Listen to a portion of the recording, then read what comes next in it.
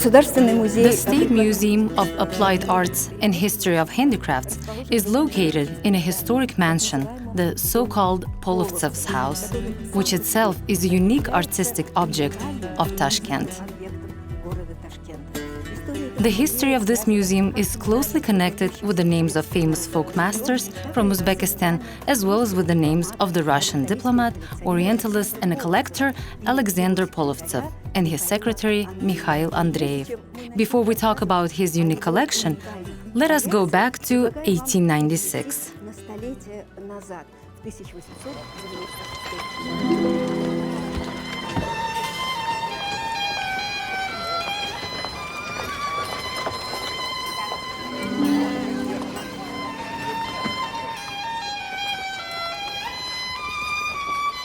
A representative of the Russian noble family, an official on special assignments from the Ministry of Internal Affairs of the Russian Empire, Alexander Polovtsev, arrives in Tashkent from St. Petersburg. A member of the Turkestan Archaeologists Club, he begins to collect embroidery, carpets, and ceramics. As he arrives in Uzbekistan and sees traditional art and architecture, he gives instructions to design his residence in the national style.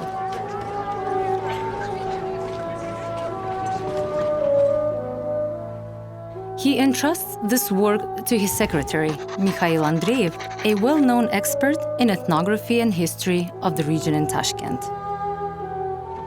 In addition, Mikhail Andreev had a good command not only of Uzbek, but also Tajik, Kazakh, and Arabic. This helped him to attract the best masters of that time, from Tashkent and Bukhara, the Fergana Valley, and Khwarezm, to work on the interior and exterior of the Polovtsev's house.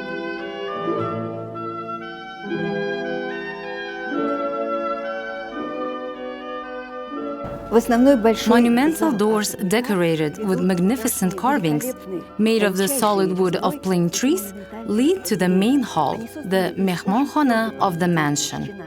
This is the work of the famous Khiva master, Usta Ata Palvanov. They are magnificent museum exhibits.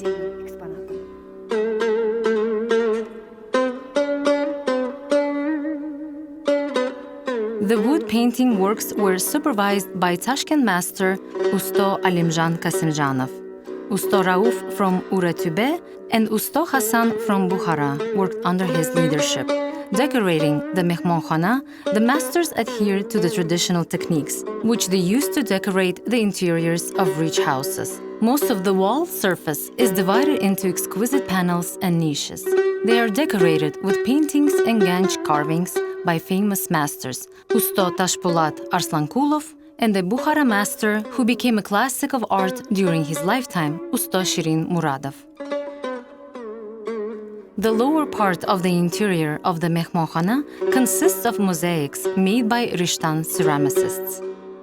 In 1902, the reconstruction and decoration of the building was completed. However, Polovtsev himself did not live in Tashkent for long.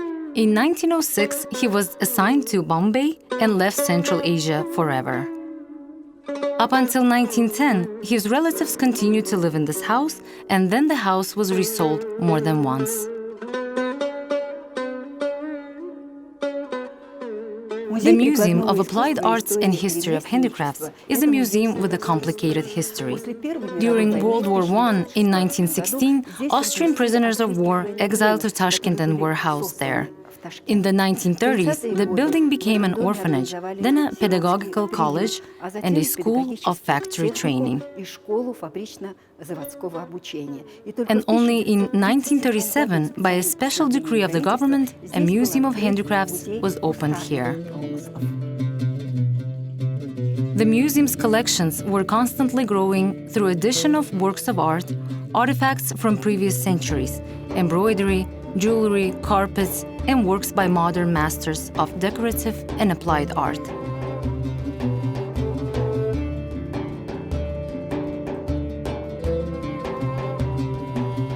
Today, its collections and expositions contain more than 7,000 exhibits dated from the 3rd century to the present day. These are 20 collections of almost all types of decorative and applied art developed on the territory of Uzbekistan since ancient times. One of the most interesting types of traditional art, filled with a system of symbols and having stable traditions in creating patterns, is embroidery. The museum presents a variety of Suzanese and palaks, ruijo and jainamazes, created by embroideresses from Bukhara, Nurata, Tashkent and Samarkand.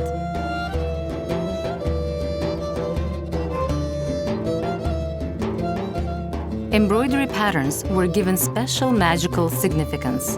The ornaments could be used to unmistakably find out by which local school and in which city this or that thing was created.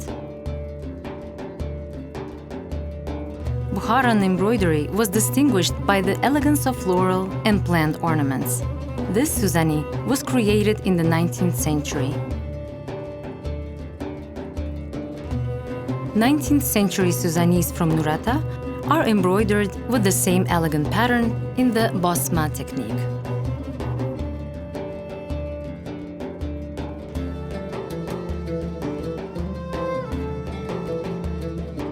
A palak from Tashkent with the poetic name of Yigirma Oy, which means 20 moons, on the contrary, is distinguished by the monumentality of its patterns.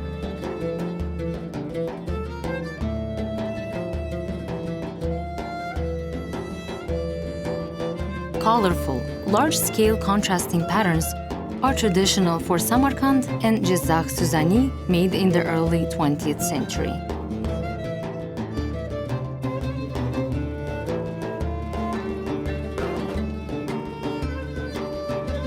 Color plays a huge role in the art of Uzbek embroidery. The richness of color combinations is sometimes created by up to 20 different color tones. Silk threads were mainly used for embroidery.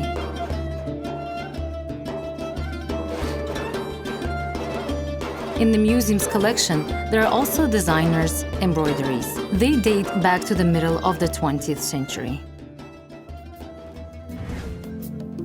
Various robes occupy a special place in the textile collection. Among them, the most valuable are women's ceremonial robes.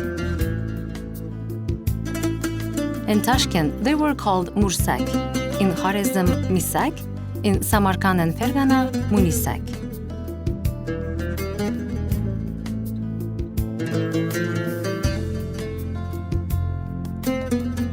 Sewn from silk and semi-silk fabrics, adras, they delight with their colors and patterns, demonstrating the boundless imagination of the weavers.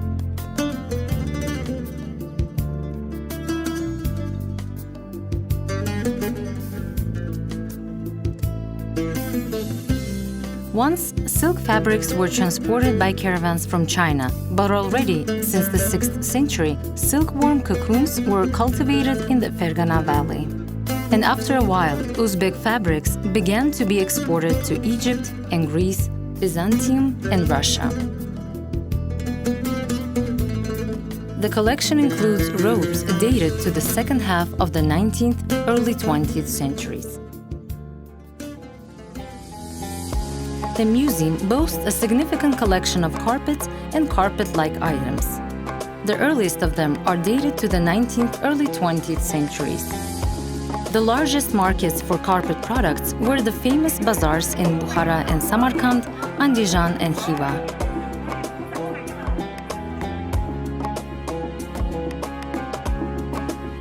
Long pile Uzbek carpets are called julhirs.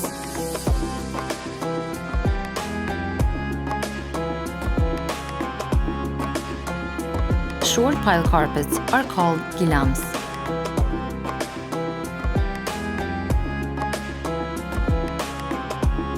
As a rule, many carpets have standard compositional patterns. They consist of a central ornament and a border.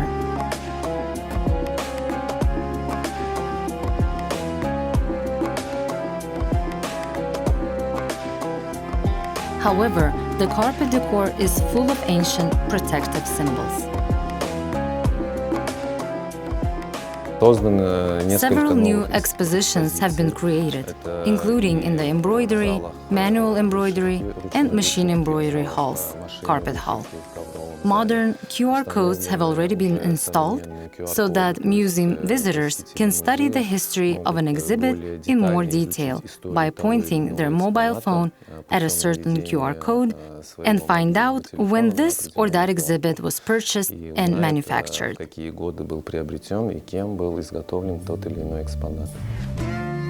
The museum has an extensive collection of traditional pottery.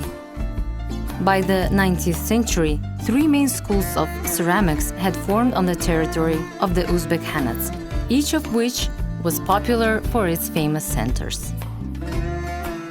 In the Fergana Valley, it was Rishtan and Gurum Saray.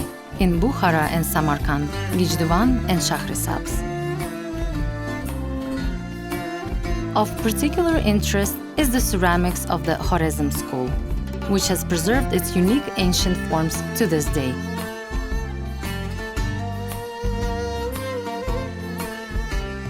Badiyas, lagans, and vessels are entirely covered with exquisite Islimi and Aylama ornaments in noble turquoise tinges with patches of green and blue.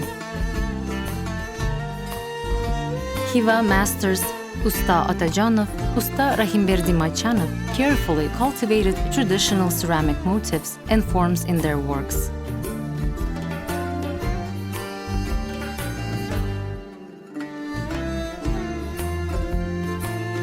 The free pictorial manner of applying the pattern by painting with a brush, known as kalami, distinguishes the works of Rishtan masters Usta Ibrahim Komilov, Usta Sharafuddin Yusupov.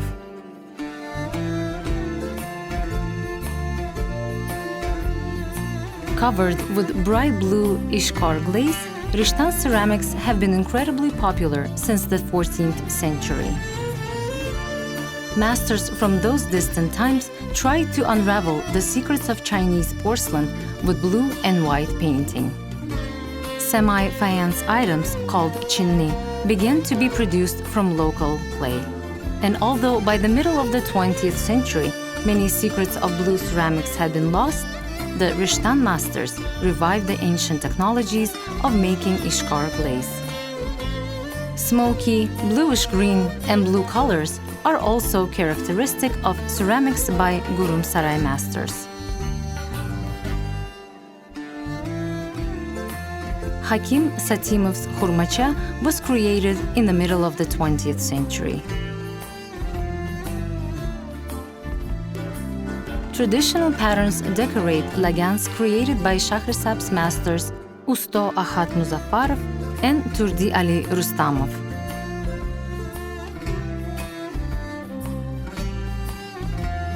The patterns charbagh, quarterfoil, bodom gul, almond flower, and anar, pomegranate, have been embodied in many works of almost all types of decorative and applied art of Uzbekistan.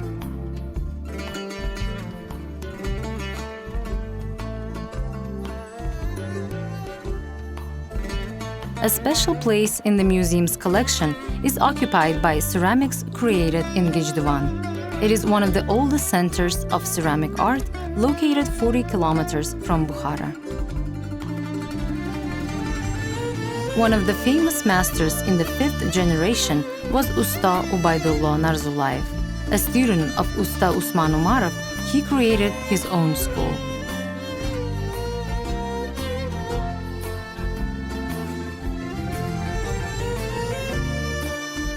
The works of Gijduvan ceramists are distinguished by a deep range of dark brown tones, which in combination with green, yellow, dark blue shades create picturesque, recognizable compositions of patterns.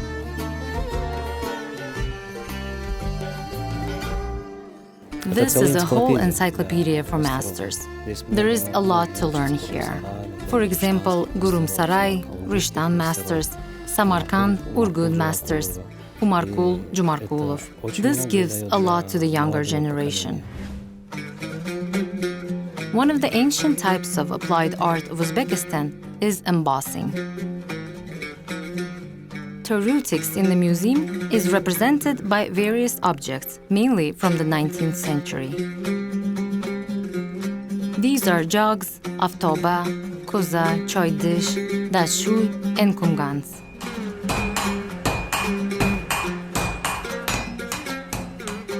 The largest centers for the manufacture of embossed items were Hiva and Bukhara, Tashkent and Samarkand, Kakand and Margilan.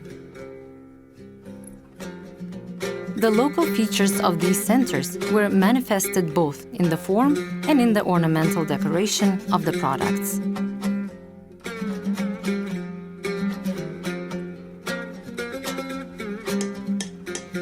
The decor was applied by different methods: embossing, kandakore, printing, bosma, engraving or notching, carving, which is chisma.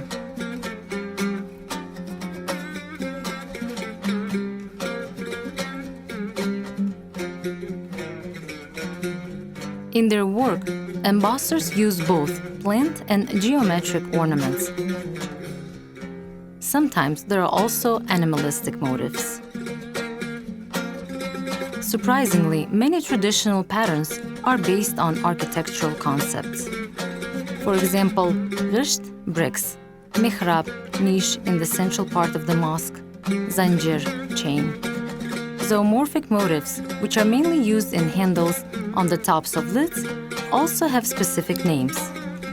Chashma bulbul, the eye of nightingale, kochak korek, a ram's horn, kapalek, a butterfly, or ilon izi, the trail of a snake. These associative names of cast parts are full of symbolism. They are evidence of the spiritual principle that permeates the centuries-old traditions of folk art.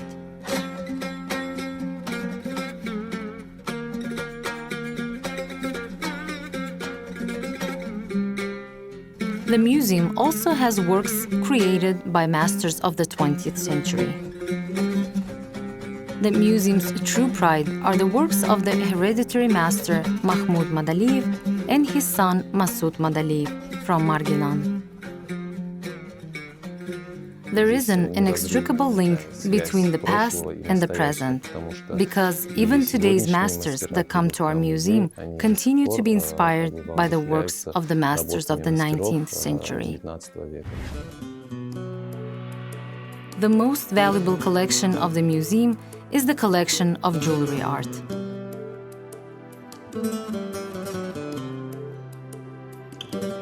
Since ancient times, jewelry has been considered to have protective power and various magical properties.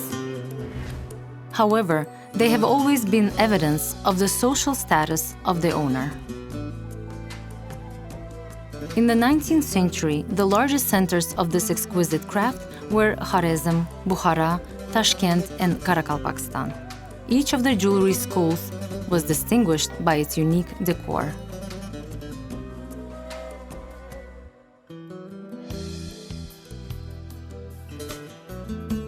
Mostly, the works were created from silver, less often from bronze and copper, and only Bukharan jewelers preferred gold.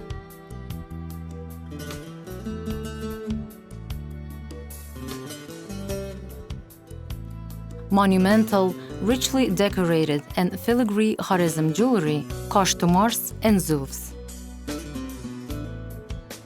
Exquisite Tashkent Nazi gardons were inlaid with precious and semi-precious stones.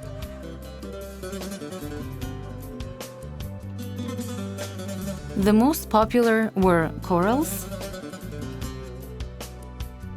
pearls, mother of pearl, and semi-precious lals.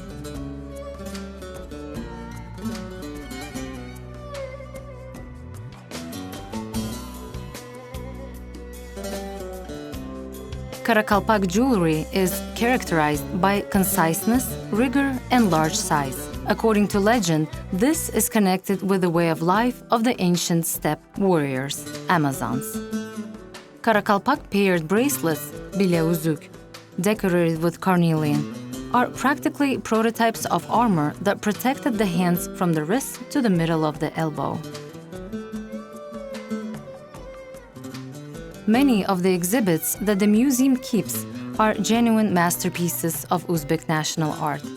Throughout its long history, the museum's collection has been constantly enriched with new, unique items.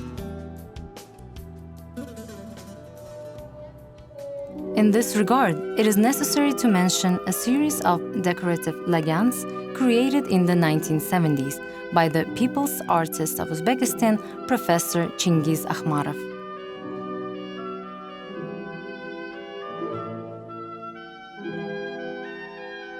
His 7 beauties are images of Oriental peris, in which the traditions of book miniatures were embodied in detail with great skill and grace. One of the halls of the museum is the former hookah room of the palace. It is decorated with 5 paintings by Chingiz Akhmarov. They are also created in the style of Oriental miniature and organically fit into the interior of the hookah room.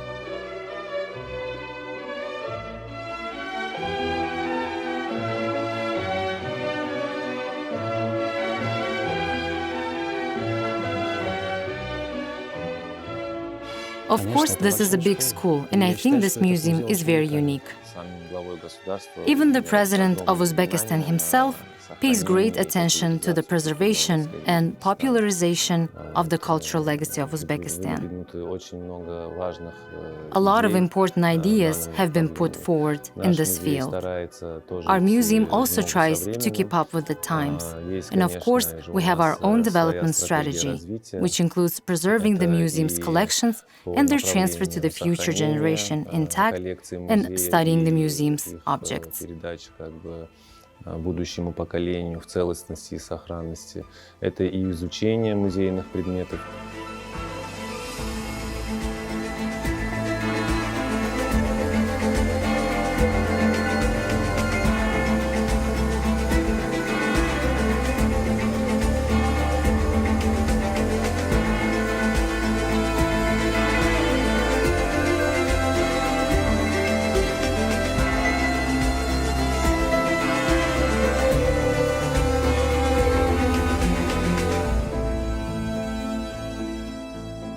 Обширная The коллекция museum's этого музея extensive дает collection представление gives a практически full о всех picture видах of all kinds of декоративно-прикладного applied искусства, arts of которые существовали Uzbekistan. на этой земле But с what makes this древнейших collection времен. special Но is специфика that the этого works музея of the в том, 19th что and здесь в основном 20th представлены centuries произведения predominate here. 19-20 веков. From this И point с of этой view, точки the зрения museum's collection музей, is a его real коллекция, school его for the фонды и development of экспозиции — это creativity великолепная in школа young для становления masters. творчества новых молодых мастеров. This is the cultural legacy of Uzbekistan in World Collections Project. I am Shahnoza Ganieva. Thank you for your attention.